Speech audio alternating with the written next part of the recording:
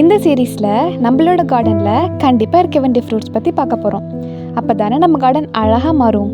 Hi friends, I'm Princy and welcome to my series fruits of the spirit. நம்மளோட பயணத்தில் நிறைய பாலத்தை கடந்து போயிருப்போம். அதை கவனிக்காமையே ஒரு இடத்துலேருந்து இன்னொரு இடத்துக்கு போகிறதுக்கு, ரெண்டு இடத்தை இணைக்கிறதுக்கு பாலம் ரொம்ப முக்கியம்.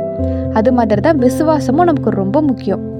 நம்மளால் மறுபுறத்தில் இருக்கிற இடத்த பார்க்க முடியலனாலும் பாலத்தில் மீது வைக்கிற ஒரு அடி தான் நம்மளை பயணிக்க செய்யுது.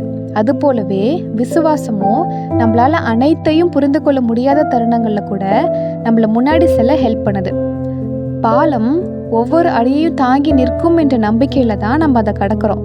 அது போலவே விசுவாசமும் என்ன நடக்கும் என்பதை காட்டிலும் நம்ம நடத்துபவர் யார் என்பதை உணர்ந்து முன்னே செல்ல வைக்குது. சில நேரங்களில் நம்ம கீழே பார்க்கும்போது பயம் வரும். வாழ்க்கையிலையும் சூழ்நிலைகள் நம்ம அச்சுறுத்தலாம். ஆனால் நம்ம எதையும் கவனிக்காமல் முன்னாடி போயிட்டே இருந்தோன்னா ஈஸியாக டெஸ்டினேஷனை ரீச் பண்ணிடலாம். அதுபோல தான் விசுவாசமும் பதில் இல்லாத நேரத்தில் கூட, சோர்வான நேரத்தில் கூட நம்மளை முன்னோக்கி செல்ல வைக்குது. இப்படி ஒரு ஃப்ரூட் நம்ம கார்டனில் இருந்தால் நம்ம கார்டன் எவ்வளோ அழகாக இருக்கும்.